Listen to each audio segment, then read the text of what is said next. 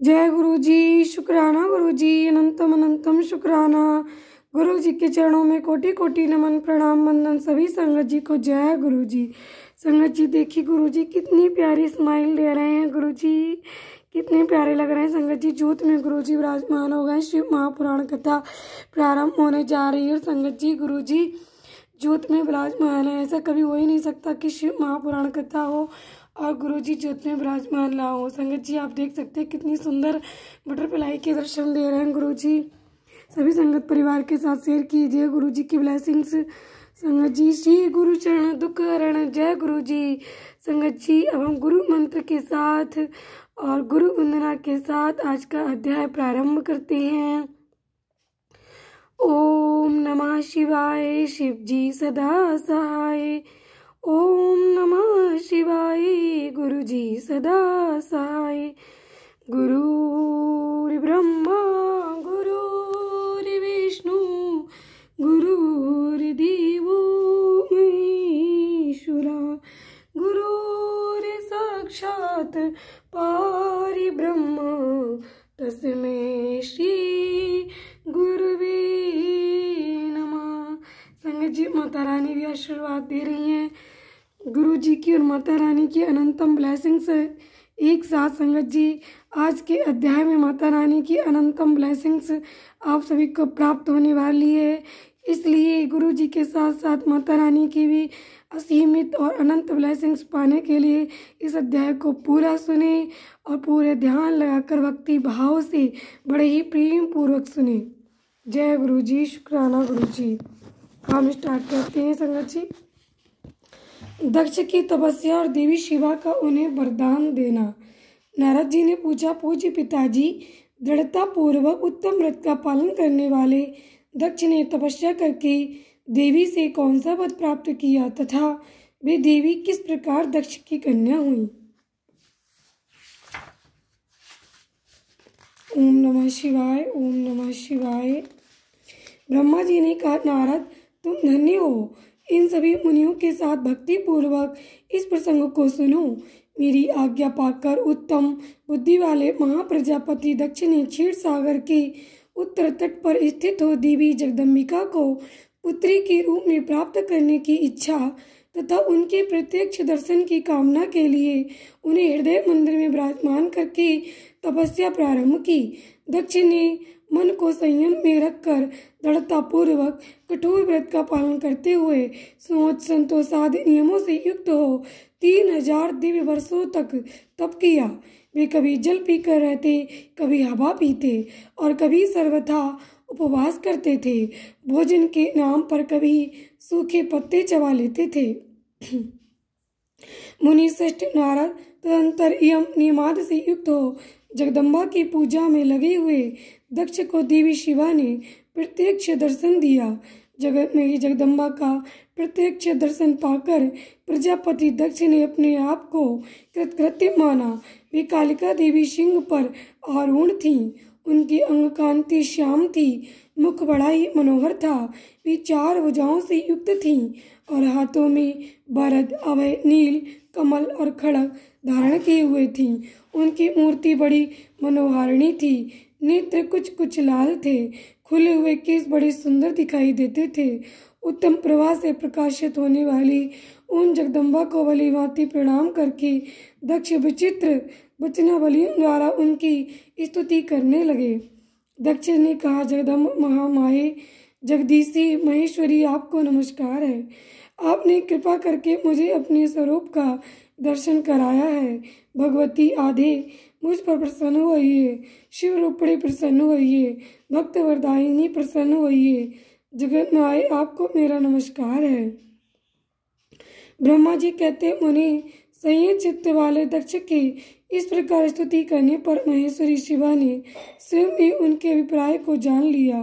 तो भी दक्ष से इस प्रकार कहा, दक्ष तुम्हारे इस उत्तम भक्ति से मैं बहुत संतुष्ट हूँ। तुम अपना मनोवांछित वर मांगो। तुम्हारे लिए मुझे कुछ भी अधेय नहीं है। जगदम्बा की ये बात सुनकर प्रजापति दक्ष बहुत प्रसन्न हुए और उन शिवा को बारंबार प्रणाम करते हुए बोले। दक्ष ने कहा, जगदम्ब महामाये, यदि आप मुझे वर देने के लिए उद्यत हैं तो मेरी बात सुनिए और प्रसन्नतापूर्वक मेरी इच्छा पूर्ण कीजिए। मेरे स्वामी जो भगवान शिव हैं, वे रुद्र नाम धारण करके ब्रह्मा जी के पुत्र रूप से अवतीर्ण हुए हैं। वे परमात्मा शिव के पूर्णावतार हैं, परंतु आपका कोई अवतार नहीं हुआ है, फिर उनकी पत्नी कौन होगी? अतः शिवे, आप भूतल पर अवतीर्ण होकर उन महेश्वर को अपने रूप लावण्य से मोहित कीजिए। देवी, आपके सिवा दूसरी कोई स्त्री रुद्रदेव को कभी मोहित नहीं कर सकती, इसलिए आप मेरी पुत्री होकर इस महादेव जी की पत्नी होइए। इस प्रकार सुंदर लीला करके आप हर मोहिनी भगवान शिव को मोहित करने वाली बनिए। देवी, ये मेरे लिए वर है, ये केवल मेरे ही स्वार्थ की बात हो ऐसा नहीं सोचना चाहिए। इसमें मेरे ही साथ संपूर्ण जगत का भी हित है। ब्रह्मा, विष्णु और शिव में से ब्रह्मा जी की प्रेरणा से मैं यहाँ आया हूँ। प्रजापति दक्ष का ये वचन सुनकर जगदम्बिका शिवा हंस पड़ी और मन ही मन भगवान शिव का स्मरण करके यूं बोली। देवी ने कहा, तात प्रजापति दक्ष, मेरी उत्तम बात सुनो। मैं सत्य कहती हूँ, तुम्हारी भक्ति से अत्यंत प्रसन्न हो तुम्हें संपूर्ण मनोवांछित वस्तु देने के लिए उद्यत हूँ। दक्ष, यद्यपि मैं महेश्वरी हूँ तथापि तुम्हारी भक्ति के अधीन हूँ।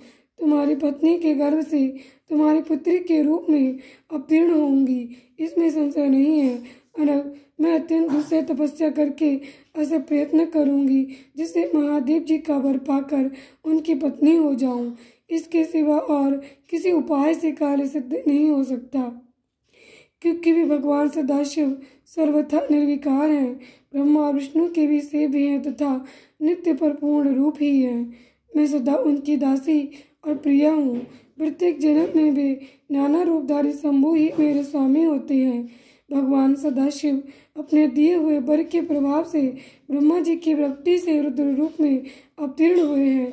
मैं भी उनके वर से उनकी आज्ञा के अनुसार यह अवतार लूंगी। तात, अब तुम अपने घर को जाओ। इस कार्य में जो मेरी दूती अथवा सहायिका होगी उसे मैंने जान लिया है। अब शीघ्र ही मैं तुम्हारी पुत्री होकर महादेव जी की पत्नी बनूंगी।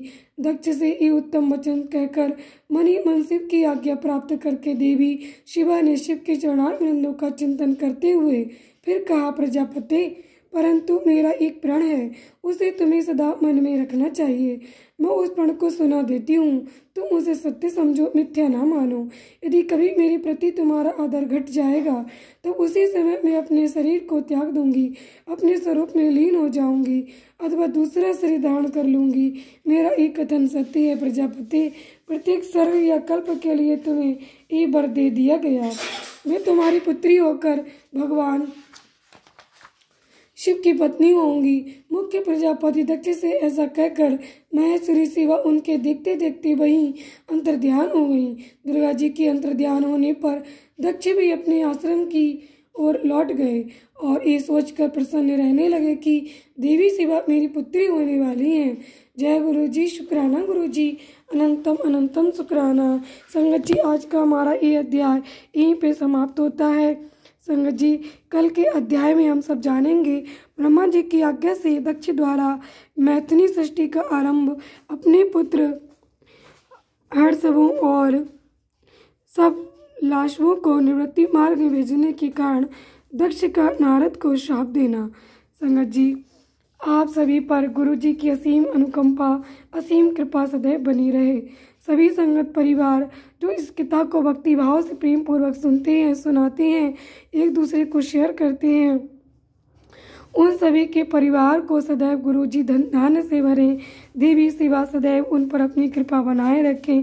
सभी संगत परिवार हमारा स्वस्थ सुखी समृद्ध रहे। सभी के बच्चे सदैव स्वस्थ रहें। सभी के बच्चे सदैव अपने अपने करियर में सक्सेसफुल हों। जय गुरु जी, शुक्राना गुरु जी, अनंतम अनंतम शुक्राना। गुरु जी की अनंतम ब्लेसिंग सभी संगत परिवार पर निरंतर बरसती रहे।